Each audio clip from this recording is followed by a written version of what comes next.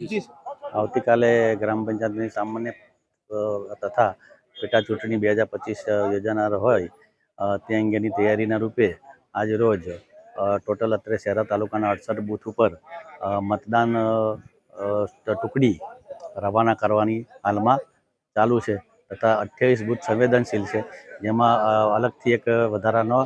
Police સ્ટાફની નિમણૂક કરી અને ત્યાં પોલીસ બંદોબસ્ત જરૂરી રાખવામાં આવેલ છે.